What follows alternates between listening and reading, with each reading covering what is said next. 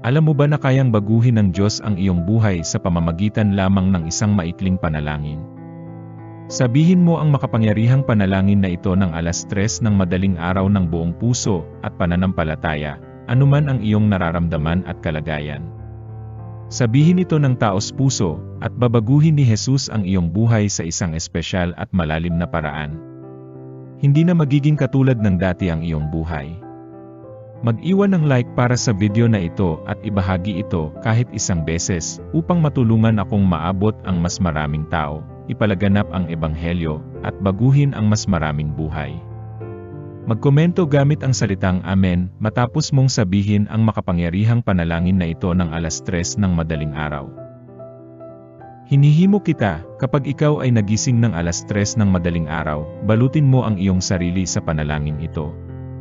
Gamitin mo ang oras na ito upang hanapin ang banal na proteksyon, upang paalagaan ang iyong mga tahanan, mga mahal sa buhay, kalusugan, kabuhayan, at mga pangarap sa ilalim ng mapagbantay na mata ng makapangyarihan. Ang oras ng panalangin ito ay isang kuta, isang kalasag na nagtatanggol sa atin mula sa mga pagsalakay ng kaaway. Sinasabi ng Biblia na hindi tayo nakikipaglaban sa laman at dugo kundi laban sa mga pamunuan, laban sa mga kapangyarihan, laban sa mga pinuno ng kadiliman ng panahong ito, laban sa mga hukbong espiritual ng kasamaan sa mga kalangitan. Kaya't ipanalangin mo ang panalangin ito ng may pananampalataya, at alamin na ang iyong mga panalangin sa banal na oras na ito ay bumubuo ng isang bakod ng proteksyon na walang makakapasok. Purihin ang Diyos! Ngayon, sa lahat ng nakakarinig ng aking tinig, manalangin tayo.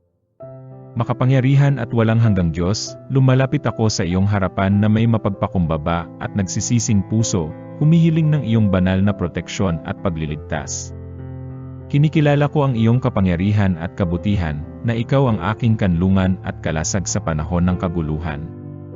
Ipinahayag ko ang iyong kapangyarihan sa lahat ng nilikha, alam na ikaw lamang ang may kapangyarihan na bumali ng bawat kadena, talunin ang bawat kasamaan, at magtagumpay laban sa lahat ng kadiliman. Nakatayo ako sa otoridad ng iyong salita, at sa tagumpay na natamo ni Hesukristo sa krus. Mapagbiyayang Ama, itinataas ko ang aking tinig sa panalangin, buong taimtim na humihiling ng iyong banal na pagkilos sa bawat bahagi ng aking buhay. Ipinapanalangin ko ang iyong proteksyon, na bawiin ang mga kadena ng pagkakabihag na matagal nang humahawak sa akin.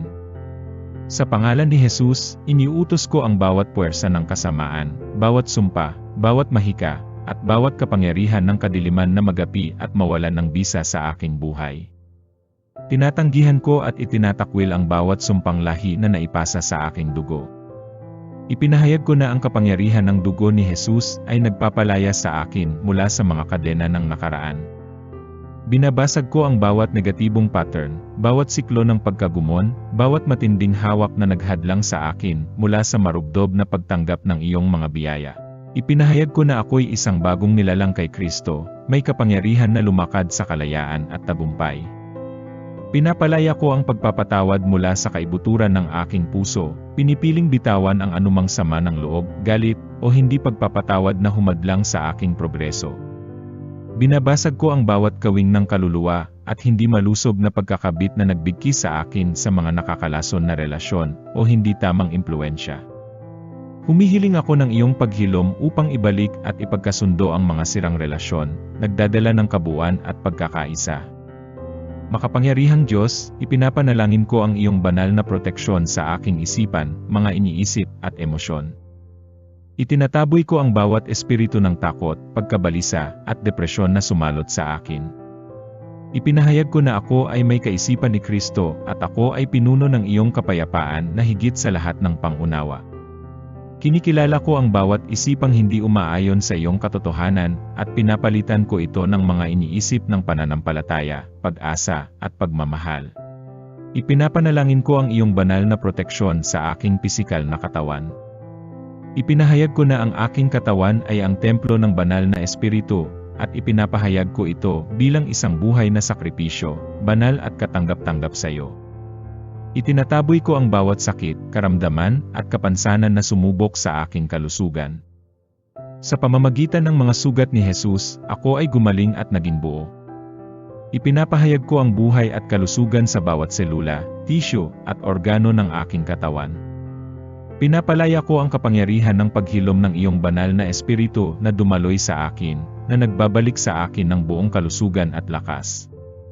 Amang nasa langit, ipinapanalangin ko ang iyong banal na kaloob at kasaganaan sa bawat bahagi ng aking buhay. Ipinapahayag ko na ikaw ang aking tagapagbigay at tinutugunan mo ang lahat ng aking pangangailangan ayon sa iyong kayamanan sa kaluwalhatian. Itinataboy ko ang espiritu ng kahirapan at kakulangan at pinapalaya ko ang espiritu ng kasaganaan at yaman.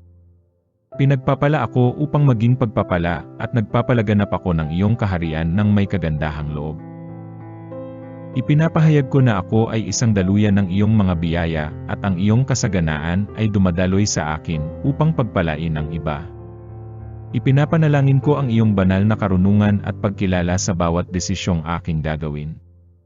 Gabayan mo ako ng iyong espiritu upang ako'y lumakad sa mga landas ng katuwiran, ilayo mo ako sa panlilinlang, at patnubayan mo ako sa lahat ng katotohanan. Bigyan mo ako ng pangunawa at kalinawan habang tinatahak ko ang mga hamon ng buhay. Buksan mo ang aking mga espiritual na mata upang makita ang mga nakatagong bitag at patibong ng kaaway at bigyan mo ako ng karunungan upang maiwasan ang mga ito. Panginoon, ipinapanalangin ko ang iyong banal na proteksyon sa aking mga relasyon at pakikisalamuha sa iba. Pagsanggalang mo ako mula sa mga nakakalason na relasyon, mapanlinlang na mga tao, at yaong mga nagnanais na saktan ako. Palibutan mo ako ng mga makadiyos na kaibigan, tagapayo, at mga tagapag-alaga na magpapalakas ng aking pananampalataya. Bigyan mo ako ng pagkilala upang mag-navigate sa iba't ibang personalidad at relasyon, palaging nag-uumapaw ng pagmamahal, grasya, at pagpapatawad. Ama, ipinapanalangin ko ang iyong banal na proteksyon sa aking espiritual na lakbay at paglago. Bantayan mo ako mula sa mga espiritual na atake at mga plano ng kaaway. Palakasin mo ang aking pananampalataya, palalimin mo ang aking pag-unawa sa iyong salita, at punuin mo ako ng iyong banal na espiritu. Pagsanggalang mo ako mula sa mga maling doktrina at mga aral na naglalayong baluktutin ang iyong katotohanan. Bigyan mo ako ng kapangyarihan upang mamuhay ng isang buhay na kalugod-lugod sa iyo, pinararangalan ang iyong pangalan sa lahat ng aking ginagawa. Ipinapanalangin ko ang iyong banal na proteksyon sa aking mga pangarap, aspirasyon, at tadhana.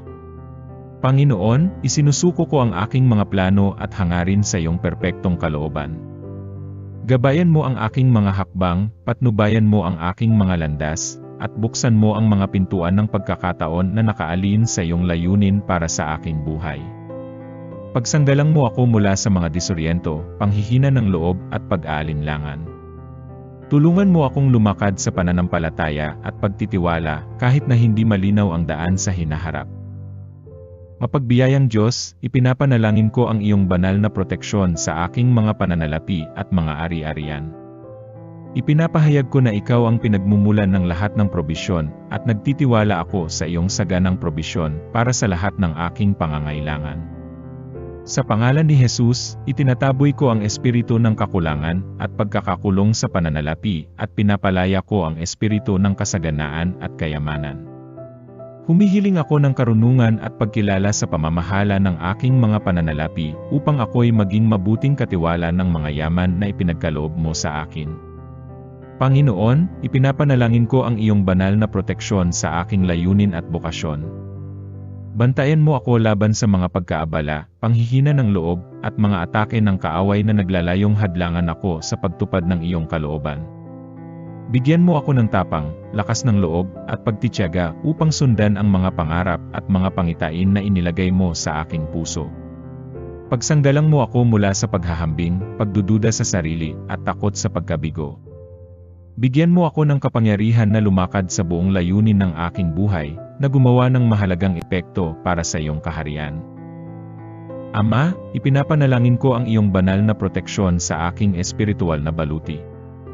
Damitan mo ako ng sinturon ng katotohanan, baluti ng katuwiran, sapatos ng kapayapaan, kalasag ng pananampalataya, helmet ng kaligtasan, at tabak ng espiritu. Tulungan mo akong tumindig laban sa mga atake ng kaaway, tanggihan ang bawat tukso, at lumakad sa pagsunod sa iyong salita. Pagsanggalang mo ako mula sa espiritual na digmaan at palibutan mo ako ng iyong hukbo ng mga anghel upang ako'y bantayan at ipagtanggol. Ipinapanalangin ko ang iyong banal na proteksyon sa aking mga salita at gawa. Tulungan mo akong magsalita ng buhay, pagpapalakas ng loob at pagpapalakas sa iba. Bantayan mo ang aking dila mula sa tsismis, paninirang puri at mga nakakasirang salita. Naway puno ng biyaya ang aking mga salita at maimpluwensyahan ang iba ng may kabutihan na nagdadala ng kagalingan at pag-asa sa mga nasa paligid ko. Pagsanggalang mo ako mula sa mga bitag ng kaaway, na ako'y mamuhay ng may integridad at maging isang patotoo ng iyong pagmamahal at katotohanan sa lahat ng aking ginagawa. Panginoon, ipinapanalangin ko ang iyong banal na proteksyon sa aking paglalakbay at paglalakbay sa buhay. Gabayan mo ako ng ligtas sa lahat ng aking pagpunta at pag-alis. Pagsanggalang mo ako mula sa mga aksidente, mga negatibong insidente, at mga di inaasahang panganib. Palibutan mo ako ng iyong presensya at ingatan mo ako sa iyong mga kamay. Isagawa mo ang aking mga hakbang at bigyan mo ako ng pagkilala upang makagawa ng mga matalinong desisyon at pagpili. Ipinapanalangin ko ang iyong banal na proteksyon sa aking isipan, mga iniisip at imahinasyon. Bantayan mo ako laban sa mga kasinungalingan at panlilinlang ng kaaway. Punuin mo ang aking isipan ng iyong katotohanan, na binabago at pinapalakas ako mula sa loob. Pagsanggalang mo ako mula sa mga negatibong pattern ng pag-iisip, mga alalahanin, at mga pagkabalisa. Tulungan mo akong ituon ang aking mga iniisip sa mga bagay na totoo, marangal, makatarungan, malinis, kaibig-ibig, at kapuri-puri. Ama, ipinapanalangin ko ang iyong banal na proteksyon sa aking mga pangarap at hangarin. Bantayan mo ang aking puso laban sa panghihina ng loob at pagkaantala. Palibutan mo ako ng iyong pabor at buksan mo ang mga pintuang walang sinuman ang makapagsasara. Pagsanggalang mo ang aking mga pangarap mula sa mga atake ng kaaway at bigyan mo ako ng karunungan at lakas upang pagsikapang tuparin ang mga ito ng may sipag at pagtitiyaga. Ipinapanalangin ko ang iyong banal na proteksyon sa aking buhay espiritual. Bantayan mo ako mula sa espiritual na pagkabulag at pagkabingi sa iyong tinig. Buksan mo ang aking mga mata at tenga upang makita at marinig ang iyong presensya, ang iyong tinig at ang iyong pangunguna. Pagsanggalang mo ako mula sa mga pagkaabala at pagiging abala na humahadlang sa aking pakikipag-ugnayan sa iyo. Tulungan mo akong mag-alay ng mas malalim na relasyon sa iyo, na nakatira sa iyong presensya, at lumalakad kasabay ng iyong espiritu. Panginoon, ipinapanalangin ko ang iyong banal na proteksyon sa aking pamilya at mga mahal sa buhay. Bantayan mo sila sa bawat bahagi ng kanilang buhay. Pagsanggalang mo sila mula sa pinsala, panganib at masasamang impluensya. Palibutan mo sila ng iyong mga anghel na nagkakampo sa paligid nila para sa kanilang kaligtasan at kapakanan. Sa pangalan ni Jesus, ipinapanalangin ko na bantayan mo sila mula sa bawat atake ng kaaway at pagkalooban mo sila ng iyong kapayapaan at kagalakan.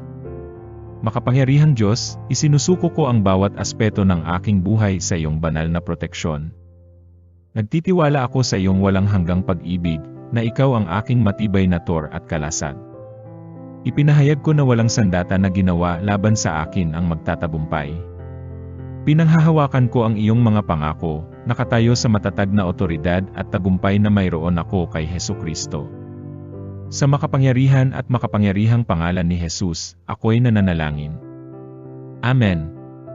Gusto kong sabihin mo ang i-amen sa seksyon ng komento sa ibaba bilang pasasalamat sa Diyos at pag-angkin sa panalangin ito.